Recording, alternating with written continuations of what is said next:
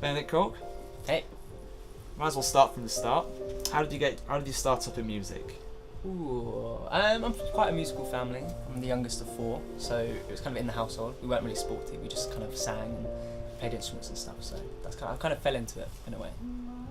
And how old were you when you realised this is what you wanted to do? I'd say probably like teenager, like maybe 13, 14. Actually, I think I played my first gig when I was 14, and after that I was kind of hooked. Okay. So is this your first tour going around the UK, or? No, actually, this is the first like intense tour. This is the first time I've done like 20 gigs in 12 days, or whatever it is. I've done a little bit before, but it's been more like one gig, and then you kind of go to the next place, might have a day off, and so this has definitely been the most intense.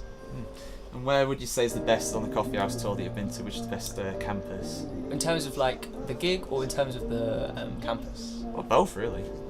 Best gig, I'd say, was probably last night in Nottingham, because I ended up having to play the show twice because I went on early because I was supposed to have like a karaoke night afterwards, and then people turned up for the actual time I was supposed to be on, so I ended up doing 2 sets and just took over the entire night, which is quite funny. But the best campus I'd say was Bath. It's like beautiful. Although I haven't really explored here this morning. I literally got here and just got the stuff out of the van, so I'd like to have a little wander around and see. It's very nice. There's a nice little canal that goes through the campus. It's pretty peaceful. Oh, really? Yeah, Nice. it's really chill. It's really nice to chill out. Do people there. live on the campus as well? Very close to, yeah. Nice. Yeah. Sweet. A lot of people say Essex and Warwick. We get Essex and Warwick. I haven't been to Essex actually. Have you not? Maybe they've took it. Warwick is beautiful as well. Yeah. Again, it's kind of the more ones I get to explore. Like Bath, I just had like 2 hours off, so I just walked Yeah. around the whole thing. It's all like all buildings and stuff. Yeah. It's very nice. How would you describe your musical genre then? The songs that you play. I'd say it's like piano, singer-songwriter kind of music, like maybe quite soulful. So that sounds pretty accurate hearing it today. Thanks, man. So what's your taste in like terms of like what you're listening to right now? Who's your inspiration, sort of? I try and listen to everything just because I feel like you should as a musician. It's a bit like being, I don't know, an actor and trying to like you don't watch like one kind of movie. But I love Scandinavian pop. I've always loved it. Okay. So I love like Robin and Tobler and stuff, but I love there's loads of Norwegian singers who are really cool at the moment, like Astrid S and Dagny, and just like really simple songwriting, but it's really to the point. Interesting. That's not one we normally get. Would First Aid Kit come into that sort of?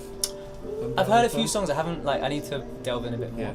but I like the stuff I've heard. Definitely. Yeah, they're really They're good. Swedish, aren't they? Swedish. Yeah, nice. What would you say is next for you, music-wise?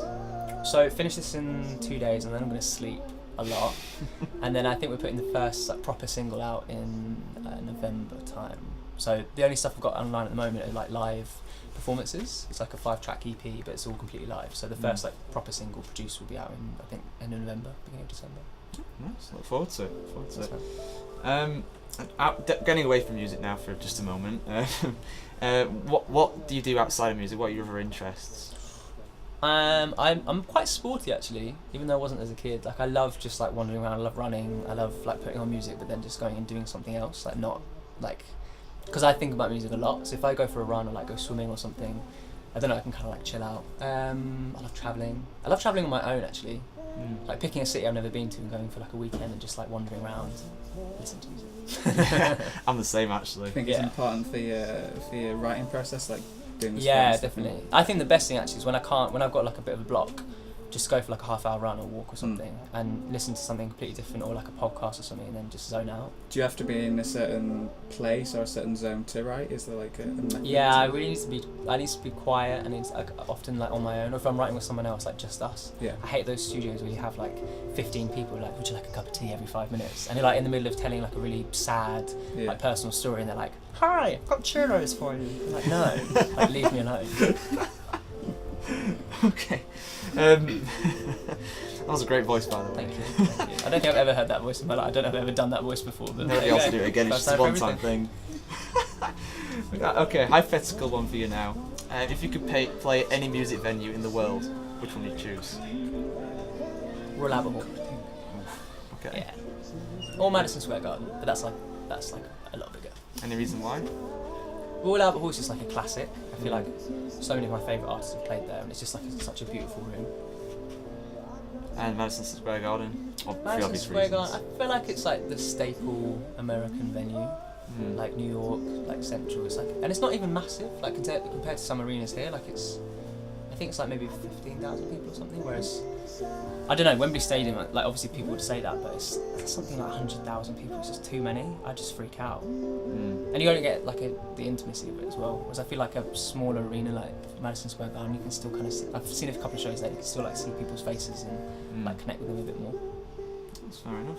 You want to ask anything more? Will? Yeah, just wanted to know when you've been on this tour this last 2 weeks, when you're not playing, when you're driving around, what are you doing? What are you listening to? Well, I'm actually driving because I've hired a Okay. camper van, so I've been listening to a lot of music. You listen to any podcasts or radio? Or Yeah, anything a like few actually. What was the one I was just listening to the other day? There's Fern Cotton does one called Happy Place, which is Okay. amazing. It's all about like mental health and stuff, but it's like 45 minutes with loads of Yeah. different people about their happy place. And then just been watching a lot of movies. that? Any in particular?